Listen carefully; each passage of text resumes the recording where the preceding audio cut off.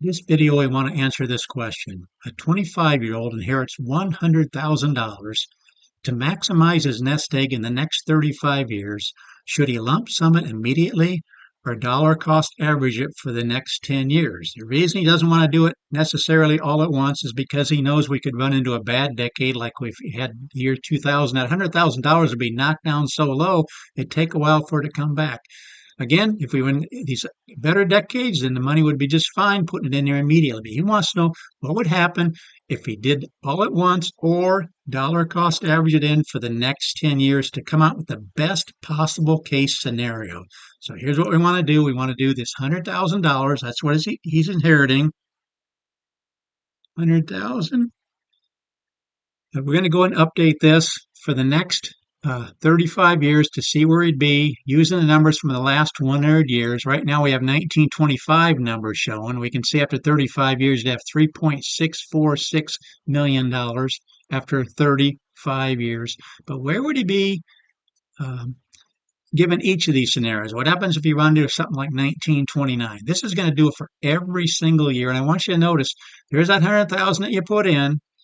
And in the worst case scenario in the last 100 years for a 35-year period, you have 1.836 million, and that is 1929 numbers. Again, remember what happened in 1929? You had this year we had 4 down years, and then you had a few more down years, and it just didn't get better for quite a while. So that's the 35-year run, hitting a lot of down years.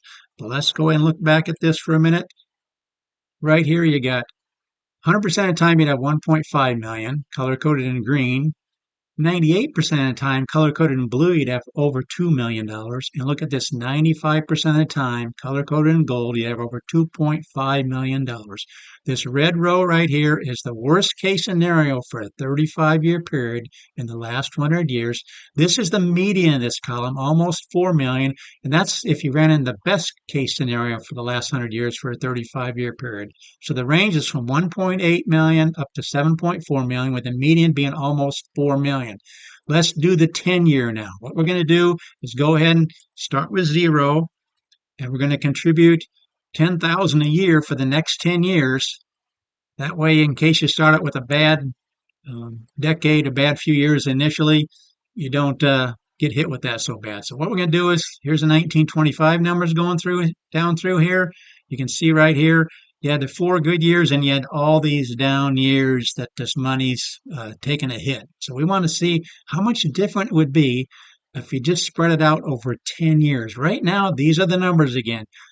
If you put it all in there to begin with, 1.83 million, 1.8 million, and almost 4 million in the median of this column. What happens when we update this? Again, remember these numbers, 1.8 million and almost 4 million. If you just put it in there all at once, but if you wait and spread it out each year over 10 years, so in that way, if you hit some bad years, how would that work out in the worst case scenario? Right now, the worst case scenario is 1.8. Now it's 1.586.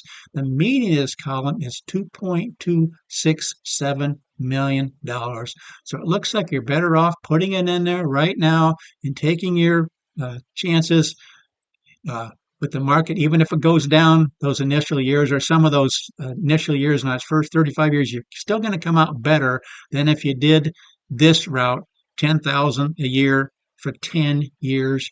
You'd end up in the worst case scenario, 1.586, median 2.267. What a difference. Before it was 98% of the time you'd have $2 million. I forget what that one was. But again, you're better off just putting 100,000 in there initially. Let the compounding effect work for you. Even if you hit the down years, you're going to be better off than if you spread it out over a 10-year period. Because the median, again, remember the median before was almost $4 million. That's 3.9 million. And this was 1.8 million. Putting it in all initially, even if you have down years, you're going to be better off than if you spread it out over 10 years. Let's do one more thing. Let's go ahead and do it over a 5-year period. Here's what we're doing now. We're running the numbers.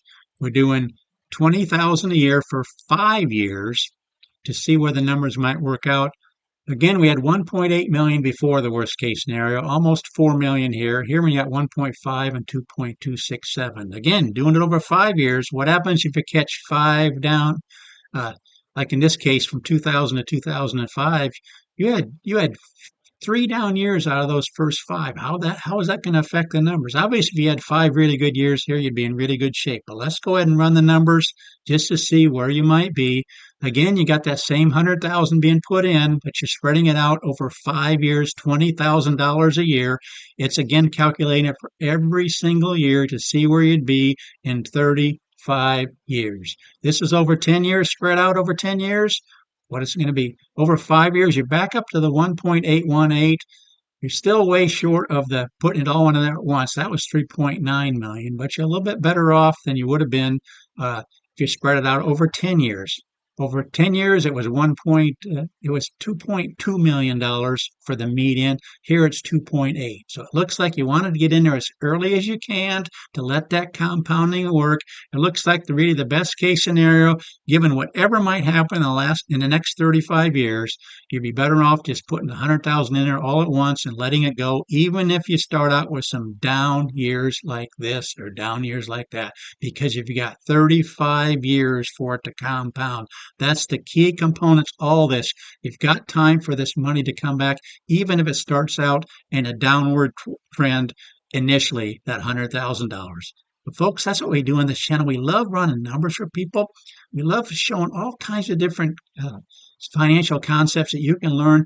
Don't just watch one of these videos, folks. You need to watch several of these videos. In fact, I would love to see you watch dozens of them just to see all these different important financial concepts that you really need to see the numbers being run to understand each one of these. And the more videos you watch, the more you're going to catch all these different important concepts and see how numbers work out so you can have the right answer for all your investment needs. Please consider subscribing and sharing and liking this video. Folks, I'm not a financial advisor, but I do love to set up spreadsheets and run numbers for people so you can learn things like this and actually see the numbers in action.